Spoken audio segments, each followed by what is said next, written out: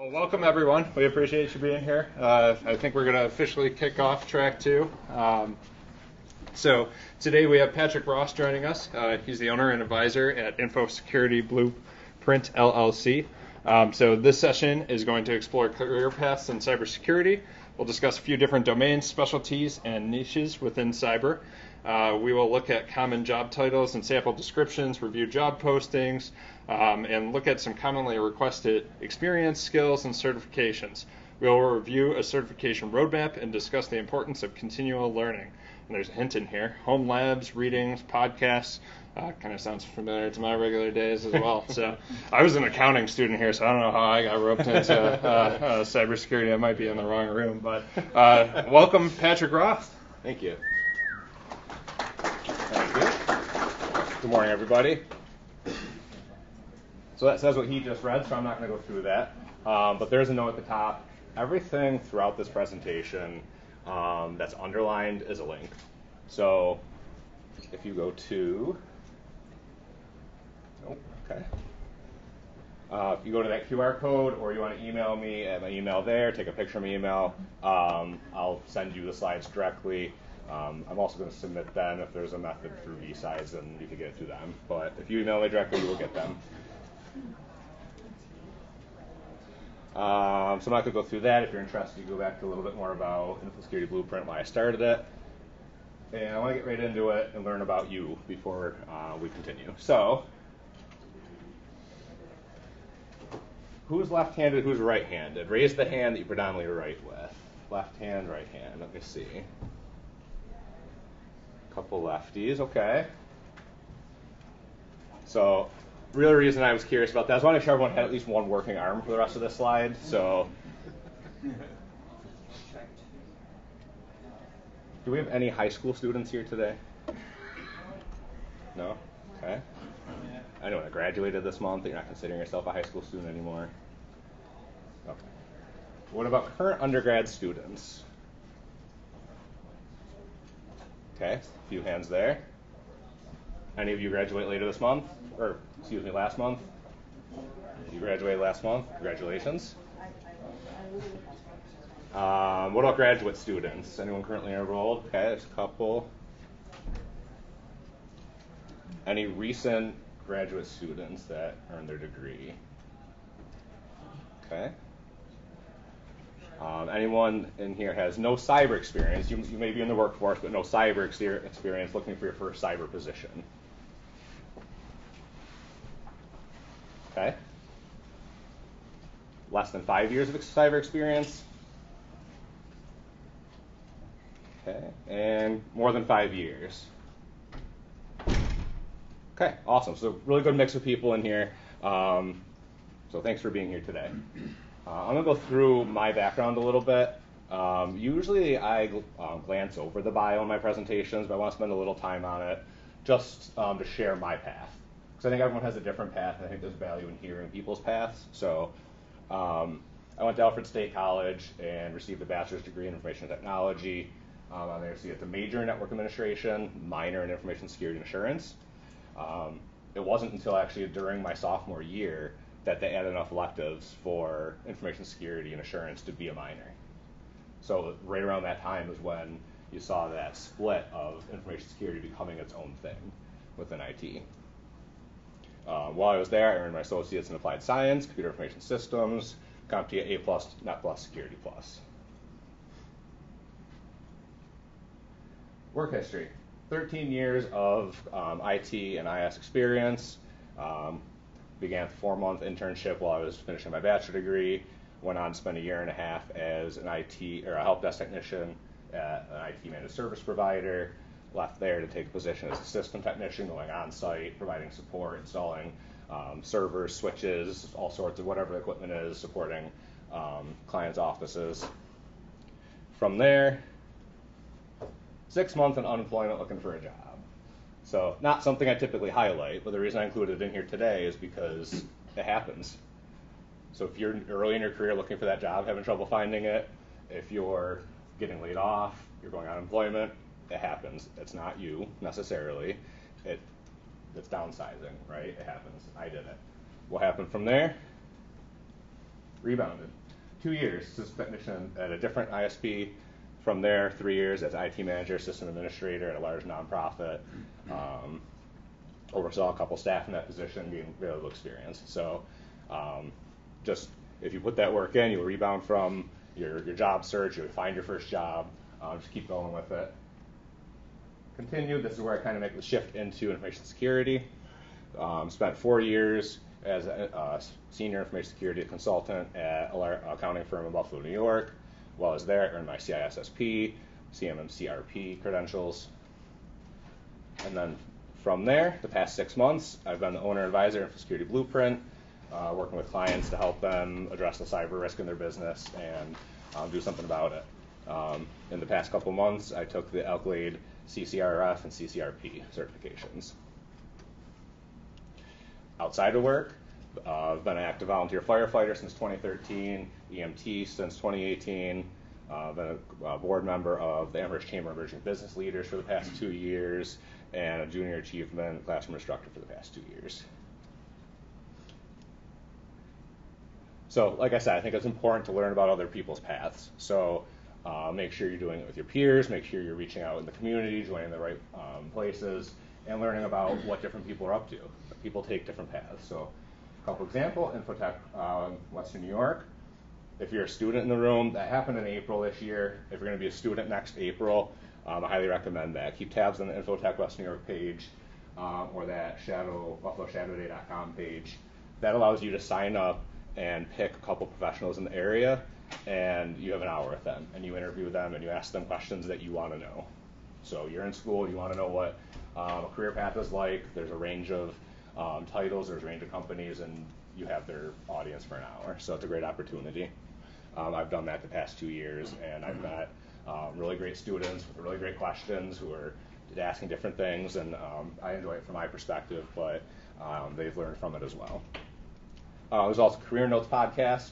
Those are about 10 minutes long, and it's an interview of different professionals around the country, around the world, and they talk about their path and they share where they started. A lot of them are more senior in their career, so they probably started in IT before security was even thought of. So you can hear how their path has changed. A lot of younger professionals that maybe came out of the military and transitioned, so that might if that relates to you, you can hear how someone did that. So where's your career path start? Or what's the next step in your career path? There are a lot of young professionals in this room who are in the field looking for the next spot. So where's your path go? So part of this, help desk is a great place to start. You're not above getting on the phone and gaining experience with foundational tech, spending time networking in the organization. So if you're looking for that position and there's an entry level, there's a help desk position, if that's your door in, take it. There's no shame in that. You're going to learn something from it. And when the time's right, you move out of it, you pivot out of it, you gain knowledge, and you grow. So there's this guy skipping the networking fundamentals, the system fundamentals, the security fundamentals. Make sure that whether it's through education, job experience, certifications, self-training, whatever you're doing, that you're gaining those as you go into cyber. It's tough to get into cyber and not have those and try to skip a lot of those fundamentals. So make sure you're gaining those as you go and you're taking the positions that'll help you do that. Like the previous slide, could be a help desk role, an entry-level role. So you're not going to be able to read it, but that's not the point. So you'll see up there, it's underlined, there's a link to it. You can go do it on your own. It's highly interactive. If you hover over any of these, it'll pop up. It'll tell you what the link to the certification is, the cost of the certification, the full name of it. It'll help you kind of gauge maybe what the next thing you go after is. Maybe it'll help you align in what you're going to specialize in or niche in within cyber. So I won't read through all of them, but you can see up here, security risk management, well, you can't see, but I'll tell you. Security risk management with a GRC column, security operations, cleverly split into red team and blue team. So if you're looking more for the exploitation and penetration testing, you're going to be in here. If you're looking more for defensive ops, you'll be here. And then it starts at the bottom with beginner and works through intermediate and expert. So security plus is here. So if you have that as an entry-level cert, and you want to pivot over into penetration testing, certified ethical hackers here, pen test plus is over here. So it can kind of give you a gauge of what set of skills to look at next as you're trying to grow in a different vertical there. So other types of continual learning, so we talked about certifications a little bit. There's free training out there that you can take advantage of. There's paid or affordable training on top of that. Home labs, podcasts, books, all sorts of stuff. So this post. The only cert on my resume is Security Plus. I have no degree.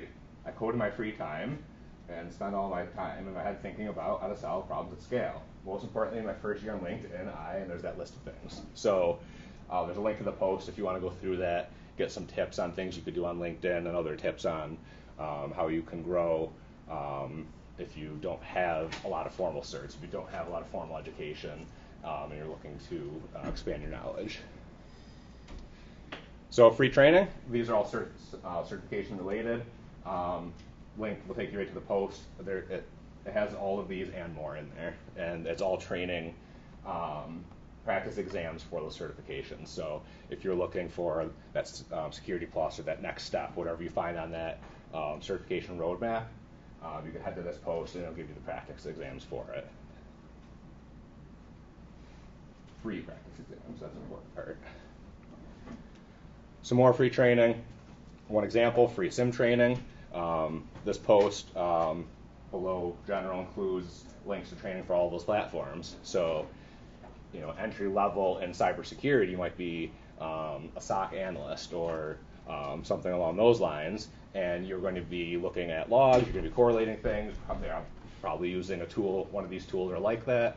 So if you're looking to pivot into an intro cybersecurity role, I would recommend heading to this post, getting some free SIM training, learn about how you can do different reporting and different correlation of logs. And if you're not looking for SIM training, looking for something else, find posts like this, search online, there's free tools out there, find a good Reddit post that has an answer. This is just one example I included here. One I like to share as well is Practical Ethical Hacking. It's a free 15-hour course on YouTube by Heath Adams, the Cyber Mentor. Who in here has heard of Heath Adams or the Cyber Mentor? Handful, okay. So he's had this video out. I think he's redone it a little bit, but he's had this available for at least 5 years now. And it's everything from, hey, here's how you set up a Kali Linux machine, and here's how you do scripting, here's how you do OSINT, to here's how you do Metasploit, all the way through setting up different computers, setting up your own little environment to be able to test off of. So if you're looking for ethical hacking, penetration testing, great place to start for free to set your own tools up and then kind of go where you want with it from there. He also has the cybermentor.com, where he has paid training. He went from being a free YouTube content generator to starting his own business, but the paid training is very affordable. One of his core foundations is to be affordable and available. So they're affordable. He has a monthly subscription that has access to all of the training, or you can buy them individually. They also have certifications that are becoming, over the past 2 or 3 years, very well known, coming up on job descriptions and requirements. So after you do that video, you can go there and get very specialized web exploit training and just all sorts of things on there. So I recommend checking that out. There's the Cloud Resume Challenge. So if you're looking for a job in cloud security, that tells you how to get into whichever of the 3 major platforms it is. There's a training a certification. They're all about $100. It tells you where to start, and that tells you how to build a resume online that can showcase your abilities within that. So when you're applying to cloud security jobs, you can send them to that page and showcase that you've created the page and showcase all of your utilities. So home labs. So this post, my certifications do not define me. I will be defined by my practical skills and knowledge.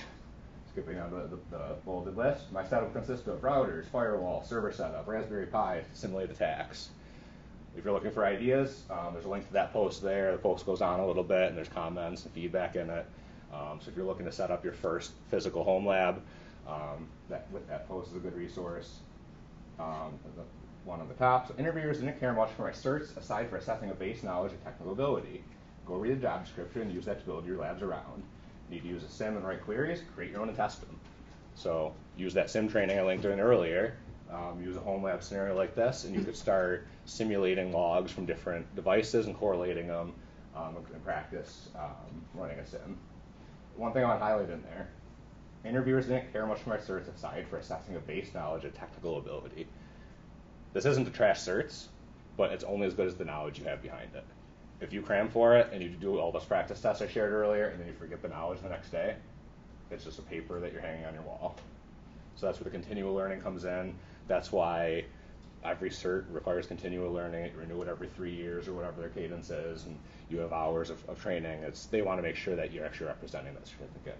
So don't get a certificate, move on from it, get a certificate, and keep up on that knowledge. So when you sit in an interview or you start a job and they say, okay, you have this certificate, they're expecting that base level of knowledge. Doesn't mean you have to know everything, but they're expecting that you know what that certificate says. So make sure you're staying up on it. So this post, how has a home lab helped you in your career? I'm curious if anyone could share their experience with home labs, how they've impacted their careers. Has it helped you get into cybersecurity? 2 different responses. 1, I tripled my salary. I could pitch technologies using the home lab to benefit the employer. Could solve issues in minutes because I had the same issue in my home lab previously. Gained more experience with technologies involved through my home lab as through my job. I could start my own company thanks to my home lab. So having that ability to hone your skills can potentially have all those benefits. Bottom one, my home lab is the only reason I have an IT career. I graduated last year in political science and didn't want to work in that field. So going to the bottom ended up being enough for them to give me a shot. So now I'm 6 months into my first IT job at MSP, no IT degree, no certs. So again, not trashing degrees and certs, you need those. But if this individual is able to post that they did it without it, and you have it, imagine how much stronger you become having your degree, your certs, and also this real life experience. So maybe you don't want all of the rack in the closet, all the physical hardware. What about cloud labs or online labs? If you're doing ethical hacking, let's try Hack Me, Hack the Box, Parrot CTF, Phone Hub. Cloud platforms, which I mentioned, the Cloud Resume Challenge earlier, AWS, Azure, and Cloud all have free tiers. You can sign up for a free account, and they have a pretty good offering in their free tiers that you can get started and do a lot with. So if you're looking to get into cloud security or even just cloud technology in general, go pick up free accounts and go test it. Games, not cyber specifically related, but 7 Billion Humans and Human Resource Machine. Both available on Steam. They're about $15 a piece, $25 if you get them both. And it's a gamification of coding. It starts out real basic, and you drag different commands over, and you watch people do the things, and if they do the right things, you move to the next level. And it gets a little more complex as it goes on. So if you're looking for a little intro in the logic of coding, which does come into cyber when you get into scripting and different exploits and everything, you have to have that logic behind your coding. I recommend those games. I'm going to stop there with home labs because there's 2 sessions later that I think are going to address pretty good. They'll get a lot more into it, so I'm going to keep going on some other stuff. 2 o'clock is Have Lab Now What? 3 o'clock from 0 to top in 18 months, I'll get involved with CTFs. So those will both be in this room at 2 and 3 o'clock. Okay, so there's a list of podcasts on here, links to every single one of them. So if there's one you're interested in, you can go to the link afterwards. I'm not going to go through what each of them is. Darknet Diaries is probably one of the most well-known ones on there. That one is, goes back and there's interviews with penetration testers, really cool physical penetration testing stories. There's a lot of coverage of old cyber attacks, cyber events, real engaging. The top 3 on here are all pretty weekly. Cybersecurity Headlines is daily. Hacking Humans, Smashing Security is a weekly podcast of current news. They bring current stories, talk about it for a little bit. So if you're looking to stay current on what's going on, at least at a high level, and then go do your own research on it, those are good resources. Books. Again, there's links to all of them. Codebook, Ruse, Cuckoo's Egg are all super easy reads. Every book on here is based on true stories from the past, except the bottom 2 are more educational. So these are great resources. Cult of the Dead Cow you'll see on there. That's where the art giveaway is from, somebody affiliated with that, which I didn't know. It just happened to be on my slide. So that's about an old hacking organization. So you're searching for a job. A lot of people in here were looking for their first job or their next job. You raised your hand earlier. I was laid off 7 weeks ago and have had 21 interviews since then. So here's the breakdown. 420 applications, which comes out to 15 jobs a day for 4 weeks. That's every day, 7 days a week, not just work days. 15 job applications a day. Resulted in 21 interviews, 6 made it to the final round, 2 were offer letters, 1 job acceptance. So it's going to be a haul, depending on the position you're looking for and how well aligned to your skills it is and what you're doing. And there's a lot of competition, especially in the remote world, because there are a lot of people that can apply for those jobs. So keep your chin up, keep going for it, do the work. Obviously in this scenario paid off, right? 7 weeks. And then the right side is some tips that helped. So if you go to this post, you'll be able to see those tips and the rest of the post of things that help this individual in their job search. Some more tips. Stop searching only on those linked sites. A list of 11 websites to find remote jobs that pay in US dollars. The second one, 43 companies currently hiring for 100% remote. Both long posts, I couldn't really fit them on here, but there's links to both of those. So you get the slides from me, check those posts out, and you'll have a lot of resources if you're looking for a remote job. Okay, so we have job descriptions. Associate penetration tester. So this is listed as an entry-level position, making 73 to 90,000 a year. So red underline, does not require experience solely in a penetration testing position, right? It's an associate penetration tester position. It's entry-level penetration tester. The requirements: 1 to 2 years experience managing IT systems, certified ethical hacker, Net Plus or similar, and then general knowledge of networks, Linux, Windows, web app scripting. So that all sounds like 1 to 2 years of experience, and you have your Net Plus and you're working in a help desk role or system technician role.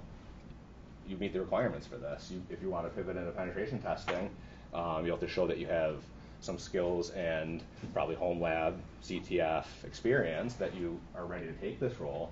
But this is one of the roles that isn't an entry-level role requiring 5 years experience. It's an entry-level role, 1 to 2 years experience, not even cyber. So those jobs exist.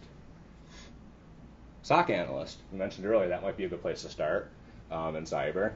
This is actually listed as a mid-senior level role, paying $110 to $140 a year. This requires 2 years experience of related experience, strong log analysis skill set in those technologies, and basic knowledge of SIMs. So again, you're working at your entry-level IT spot, help desk, system technician. Part of that's going to be troubleshooting servers and firewalls, potentially looking through logs. That's all this experience here. Basic knowledge of SIM, you may or may not get that in that role, but like we mentioned earlier, you can go get that free training. You can set up your labs, you can do that on your own.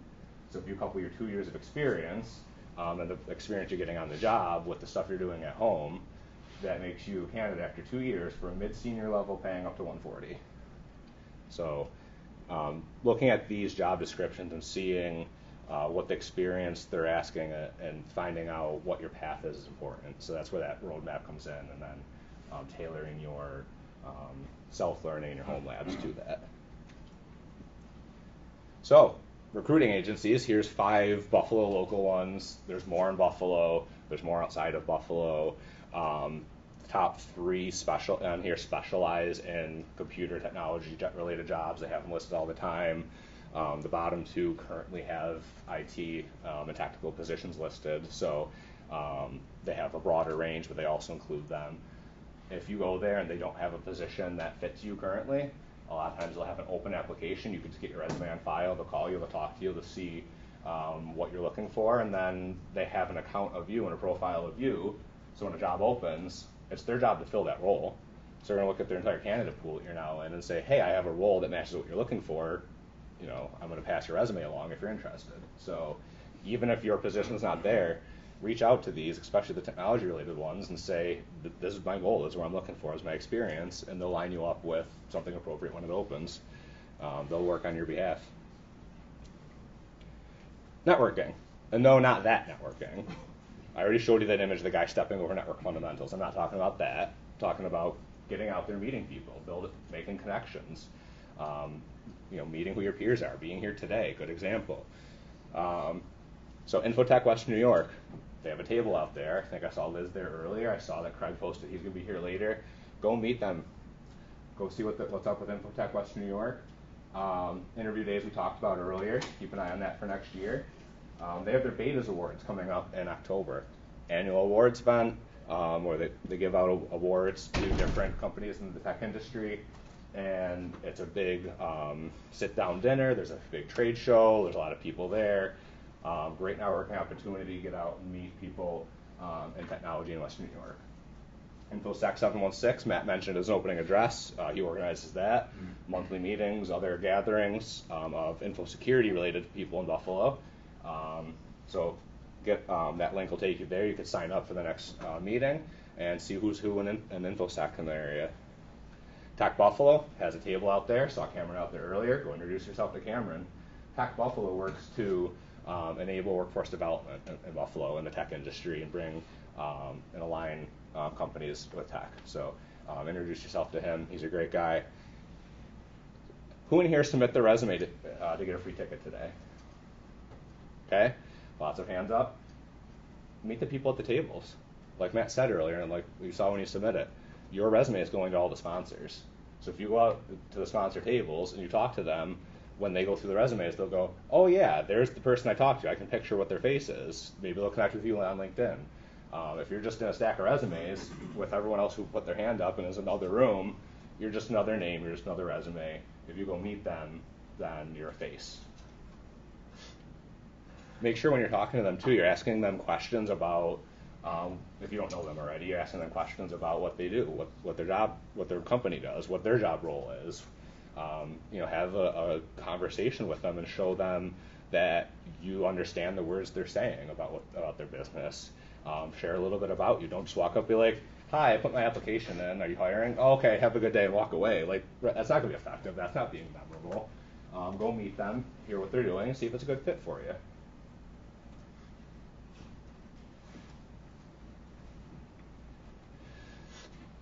So here's a post by Shannon McMacken. People keep telling you need a network to get your next cybersecurity job. It was challenging for me at first. Does that sound like you too? So she shared a picture of this book, the 20-minute networking meeting. She links to it in her comments in this link, so 2 links to get to that one. So I recommend going there, grabbing this book. There's a graduate edition, so if you're in school or recently graduated, it's tailored to you coming out of education into the workforce. Then there's also a professional edition in this picture. On top of that, I encourage you to follow Shannon. She shares daily. She's a recruiter, so she shares daily jobs that are out there. She'll share. She has a post a couple days ago. It was, here's 30 remote jobs in cyber. So if you follow her, you'll see her post all the time. Go check out her page, and she's a great referral source for jobs that are opening up. In addition to that, attention CyberFem's recent grads, career transitioners, job seekers. For CyberFem Friday, I want to share a list of groups, organizations, communities you can join and help on your journey. And there's the list. You can go to that link and get it for yourself as well. So lots of women represented in this room. Those organizations are there to help you. She said a lot of them are free. Some of them are low cost. Women in tech is growing, underrepresented, women in cyber especially. These organizations are here to help with that, to help you along, to help make sure that you have your place represented in the industry. So imposter syndrome. Who in here knows what it is? Probably a lot, I hope. Who in here has felt imposter syndrome? Okay, about the same hands who know what it is. It's common. Everyone feels it. It's when an individual doubts their accomplishments, skills, or talents, and they have a fear of being exposed as a fraud, or they feel undeserving. So this is, you take a new job and you walk in the office and you're there for a week and you're like, I don't know anything. Am I supposed to be here? Is this the job I thought I took? Yes, you're new, you're growing, you took a new position, congratulations, you should be in your career. Same thing when you're applying for jobs. You look at a thing and you look at all the requirements, right? Minimum, and maybe it's not minimum, it's preferred requirements that this long. You're like, ooh, I only have 75% of it. I don't know if I'm qualified. Okay, you're qualified, apply for the job. It might not work out because that's how jobs go, but apply for it. It might work out. It might be the position for you. You belong. That's the most important thing to remember. You earned your success and you belong. Nobody, hopefully, did your homework in college, went to class for you, took your exams. Nobody went and sat in the interview to get your current position or your previous positions. No one worked that job for you. You did that. You earned it. You do belong. Couple ways to combat the feeling. List out skills, technologies, projects, accomplishments. Don't leave anything out. Start with a brainstorm, blank sheet of paper. Here's all the stuff I know. Just write until you can't, and then stop and think about it, and just keep writing and writing. And once you've done that, pull up your current role job description, your previous job description. If you have another job before that, keep going. Pull out all of your job descriptions that you applied for, and get ideas and start writing out the things you've learned. Seeing that all on a paper, front, back, more than one paper maybe, depending on how much you write out, will help you realize what you've actually learned. Go back to labs you did in college. Go back to the home labs you're doing and write it all out, and that way it'll help you visualize it. Because when you're looking at a job post for your next position where you should be growing, and you don't have all the experience because it's a position that's above what you're doing, you're going to feel like you don't belong there. But when you list out everything you've done, you'll feel like you do. Don't compare yourself to others. There's probably not two people in this room that have an identical amount of experience in education, job role. That's why I said it's good to hear perspective from other people. That's why I shared mine. I encourage you to listen to that podcast and do career interview days and go meet your peers, because you'll hear everyone has a different path. And once you start hearing that everyone has a different path, you'll realize you having a different path is a normal thing. And you'll stop comparing yourself to others because you can't do it. Create a professional development plan. Go back to that cert map that I put up earlier and say, okay, I'm here. I have these. I want to get here. What do I have to do? What certifications do I have to take? What free training do I have to take? What job needs to be my next job? Where do I need to go from it? What's a realistic next step? And how do I do it? Once you have that plan on how you can accomplish your goal, you'll feel a lot more confident in yourself and that you have a plan to move forward, and less like you're aimlessly looking. Continual learning we talked about, that'll increase your confidence in the knowledge that you possess. So you'll be able to say, I belong here because I did that lab last week and I definitely know it. Or, I've been working on that lab for a couple months. I do know this. It'll help you with that sense of belonging in your own knowledge. And like I mentioned, talk to peers and mentors. Talk to people on your team. Talk to your supervisor. Hopefully they're a good mentor and leader to you. Talk to people who aren't your supervisor, that are outside of your business, outside of your job. Find people at Infotech or Tech Buffalo or today. Find somebody you can go to and just say, hey, I'm going through this. I want to go for another position. I don't think I'm qualified. What do you think? And they'll be honest with you, right? So if they say, okay, well, you don't quite have the experience, or maybe this one skill you should brush up on, but everything else you're good on, they're going to validate where you've come and help you take that next step. So later today in InfoSec, this is what you'll see if you scan that QR code, but in case you don't want to, it's here. Zach Lick will be up after me talking about tabletop exercises. I already highlighted the 2 and 3 o'clock talks. So with that, I got through it pretty quick. There's my contact info again.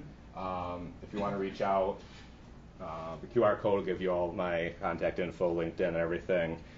Email address is on there if you don't want to go with the QR code. If you do follow my business page or even my page on LinkedIn, starting next Tuesday, running for the rest of the month, I'll have some giveaways, so keep an eye on that.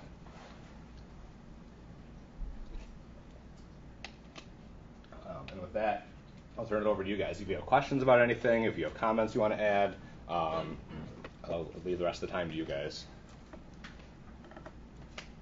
Yeah, maybe I missed it. Can you share these links or slide deck somehow? So if you email me, I'll send it to you directly. I'm going to find out if it can be provided to BSides and get sent out. Yeah. I don't know. I'm sure we can figure out. Yeah. So So be linked to on the Discord server. And one other thing to the point, like networking and jobs, Matt does a really good job of having like a job speed on there too. So if you're not crazy about like in-person networking or you just want another like source of information for that stuff, definitely enjoying the Discord server. Yeah, I'll add just, it's amazing the breadth of jobs that come through that Discord server. Like, I don't know how Matt keeps up with everything that gets posted out there, but he'll send over some pretty interesting and unique opportunities. So we'll double down on the Discord server. Perfect. Other questions or comments? Okay. Well, thank you. Oh, one right here. There was a lot of talk about home labs. What would be like the best suggestion on like starting one, we're beginning to start one? It depends on what your goal is. So you'll need essentially a server or a target of what you're trying to do. If you're doing something like a sim training, you might need several devices that are doing logging to send to it. If you're just trying to do like try hack me or hack the box, it could just be a virtual machine on your computer and you VPN into it and connect to it. So it really depends on what you're trying to do, what your resources are.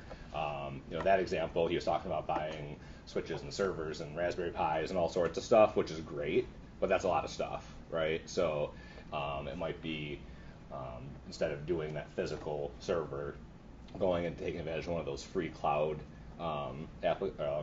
services and building out some stuff within the cloud environment and testing it that way. So did that help? Yeah. Okay.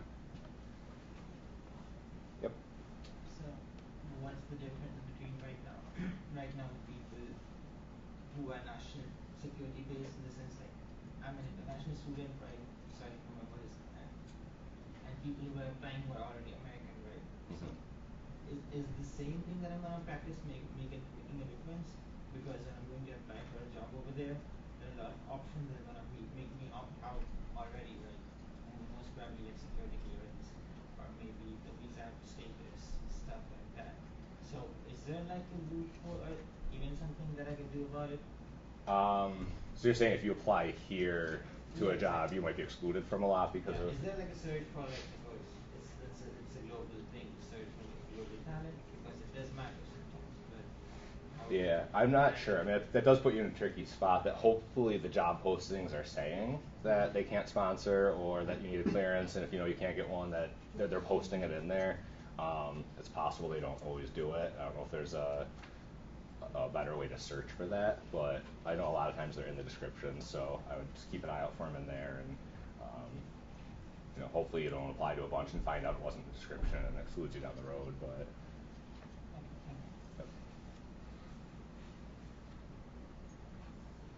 Patrick. yep. So you jumped off a cliff when you decided to run your own company. What was that like? It took a lot of confidence. So talk about imposter syndrome, right? So I sat there at that job for a while thinking, I'd like to do it, but I don't know if I can or should, right? Like you have to find a list of clients or know you had clients, all that stuff, right? Yeah, so in that position, because the business I started was so similar to the role I was in, it wasn't something I could do on the side because it would be a conflict of interest. Right. So I had to make that decision of, I'm going to have a last day and I'm going to have a first day and I'm starting from scratch. And it was tough. It's been tough, but it's been challenging and rewarding. And I mean, the things that are in here that I'm saying to do are, in a same way what I'm doing. So when I say network and find people, there's been nothing more valuable than the people I've met. You meet someone, and even if they're not directly the person that's going to help you, they know someone. And they know someone that knows someone. And eventually, especially in Buffalo, you know how many times I heard Buffalo's a big living room. You go somewhere, you're going to meet someone that knows someone that you do. You're two degrees away from everybody. So it's just, I had confidence in my previous years, the 4 years, my previous position, minus COVID, and not being able to do some of that at the beginning of that position, of the people that I met and the success I could have there. But it's, even I was thinking I was going through this yesterday, through the imposter syndrome part. I'm like, I look at the different businesses that are in Buffalo right now that are doing similar things that I'm doing. How do I stack up against them?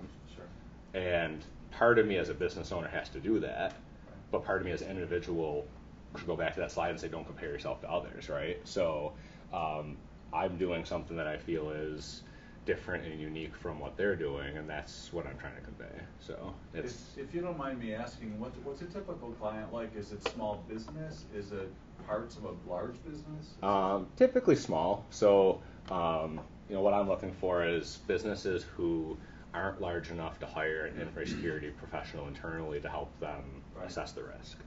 So that could even include businesses that have an IT person or IT team or a managed service provider, who even a lot of managed service providers and IT teams don't have that business view of what risk is and how to make risk-based decisions. So it's anyone who doesn't have that person. So, not to monopolize here, but so cybersecurity insurance is a huge thing, and it's going to only get bigger.